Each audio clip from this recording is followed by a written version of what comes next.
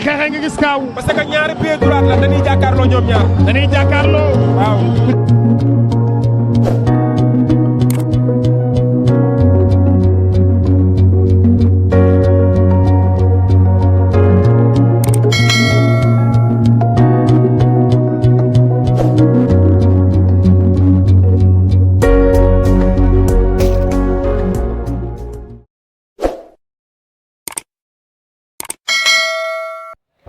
jërëjëf mbokk internet yi ñu ngi leen di nuyu di leen ziar di am mbégte kontaante kii ñu toogal yaakaar naa ni kenn dootu leen ko présenté muy Mame Niang Ciss nekk nit koo xamante ni monument la biir Rufisque yamatul rek lekk ci ménager li nga xamante ni mooy mbër yi parce que nit la koo xamante ni activité bu am biir Tëngéej rek daf ciy dugal loxoom waaye tey ñu wowoon ñu doon présenté xale yi nga xamante ni ñoom ñoo war a bëre le 22 février Tëngéej stade Ngalandou Diouf muy tombeek 3e journée Rio Events def nañ première def 2e amateur yëpp ne doyaluñ nit ñi di ko waxtaanee ñu ne nag dinañ indi seen 3e journée combat espoir combat amateur dañuy bàyyi Mame Niang nag mu gën cee xuus ñu waxtaanee ko Mame Niang maa ngi lay ziar. Ndiaga maa ngi lay fay. di la jox sant alhamdulilah. maa ngi la fekk sa dëkk. waaw effectivement.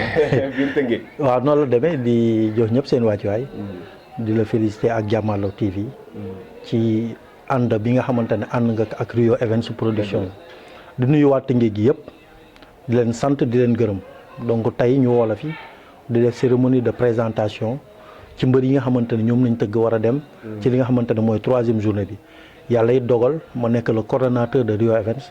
ñi ko séexa di Aïté Diagne ak Aïda Ndoye ak Ndombre Gakou ak staff bi nga xamante ne ñoo nekk ci ginnaaw am yaakaar ci man par rapport ak coordination bi montage su combat yi ak yooyu vraiment mu nekk sas bu diis yàlla dogal it daaw ñu def ko yàlla suturaal ñu si di féliciter mbër yi nga xamante ne ñoo seqoon journée daaw yi muy première journée bi ki nga xamante ne moom moo ko bëre woon di Alpha 2 ak Tubeless ak ñañ leen bootaloon 2e journée bi ki nga xamante ne mooy Nguer mais profité si occasion bi di ko remercier fii lañ toogoon def présentation bi ak adversaire am Karbala ak ñañ leen bootaloon donc mu nekk ñaari journée yoo xamante ne bi ñu toogee évaluer ñoom gis nañ si seen bopp donc bu ñu renouveler seen confiance ci man pour que ma nekkat seen coordonnateur di monter seen ay combat dama siy sant yàlla suñu borom ñu war a jëm nag le 22 incha allah le 22 février diggante ki nga xamante ne mooy Siteu bu Lac Rose di jàmbaaru gaynde fàq tëdd boot lu toll ak 9 combats am ci 6 victoires 2 défaites ak benn nul war a bëri ak ki nga xamante ne mooy Caatu Jokkul ku ko xamul dégg nga ko def na 5 combats 4 victoires benn défaite yor leen boole fii ci stade Ngalandou Diouf le 22 incha allah février drapeau bi nag ñu duppee ko ki nga xamante ne mooy président Diouf Mbengue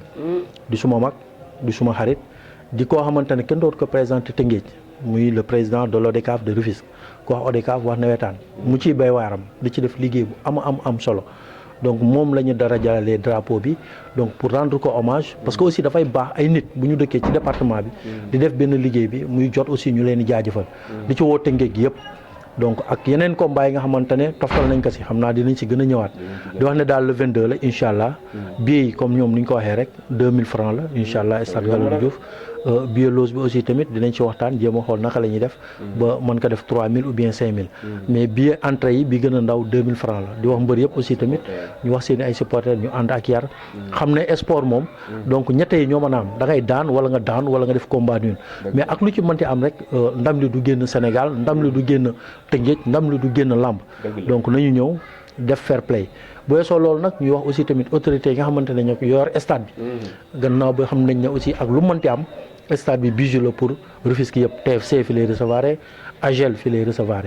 donc ñuy ñaan aussi tamit ñu yombalal ko seen i jigéen de telle sorte que dinañ man disposition yi ñu fa war a jël yëpp ñu jël ko mais bu stade bi seeree location bi seer donc la nga war a defaat yëpp day xaw a métti parce que da nga fay laal bâche da nga fay sotti suuf te bu paree rek da nga war a génne waat suuf yi sécurité bi dafa war a mat donc disposition yi ñu war a jël yëpp pour que stade bi bu ñu ci paree mu mel na mu meloon parce que loolu suñu responsabilité la parce que ak lu ñu mënti wax stade football la mais stade sport la mën nañ fa bëri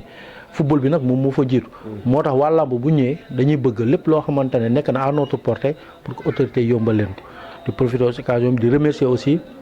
le maire Assane Kassé daaw tuddee nañ ko première journée bi mu jàpp si di féliciter aussi di remercier ki nga xamante ne mooy Omar Ciss bi ñu ko tuddee journée bi aussi gis nañ mu yombalal leen stade bi lool donc ci logique boobu rek la ñuy ñaanaat ñu gën leen jàppale pour que ñoom ñuy mën di tëgg ñi nga xamante ne ñooy xale yi Tëngéej ba fexe yeneen i promoteur di fi bëgg di ñëw parce que à chaque fois ay promoteur dañ may woo te dañ bëgg a tëgg Tëngéej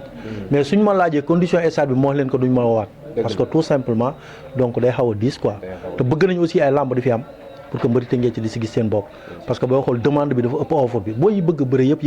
ñun mënuñu leen tëgg donc raison pour laquelle ñu ngi chercher ay voies et moyens yu mën a permettre vraiment ñoom ñuy mën di bëri quoi te comme daaw Rio Events am na 2 journées 10 combats bu nekk boot 20 mbër ñu tëgg 40 mbër loolu sant yàlla ren objectif bi nag 4 journées la si kattanu yàlla suñu borom. jërëjëf en tout cas mi ngi noonu ki doon wax muy Mame Niang Ciss monument Tëngéej monument Rufisque ci ni mu daanelee rek ci la tombé ki nga xamante ni mooy Ndombur Gàkku wala Ndo Faysal daal di ñëw toog moom it bu ñu waxee Rio Events moom it ci la bokk di jàmbaaru fàq dënd di jigéen ju mën góor ci biir loolu la ñuy ñëw daal di waxtaan ak moom la ñuy ñëw ci côté sponsor yi fi Mame Niang jógee dañuy yàlla na jaaree sama habitude di ñaanal ñëpp di leen nuyu di leen ziar di nuyu ñaaw secrétaire général l'infatigable di nuyu Adja Aïta Diagne moom tey waroon na teew mais dafa demoon gàmmu jak saaw dafa guddee dafay reposer Aïda aussi amoon na yéene bi dimanche moom dafa xaw a metti tuuti di nuyu mbër yi fi jóge léegi di leen féliciter def nañ loo xamante ni seeni mag defuñu ko ñëw nañ ci làmb ji ñëw nañ ci signature présentation bi defuñu benn bruit kon respecté nañ seen part de contrat en attendant ñu leen di ñaan rek que le meilleur gagne te yi ñu jëm incha allah rabbi mooy journée yi ñu si oo Tëngéej gépp di ci woo ak lu làmb yëpp di leen wax ne Rio Events ñoo ñëwaat réitéré waat wane waat seen gëm-gëm si làmb mais nag dañoo xaw a sooxe tuuti parce que gisuñu benn sponsor bu dëgër jaaxle nañ sonn nañ waaye gëm-gëm la ñuy demee ak passion dañoo bëgg làmb am ay doomu làmb fii si dëkk bi am Tëngéej daa am xale yi daa dem di renouveler seen licence seen ngemb du tooy mukk ñu xool loolu bëgg ko xeex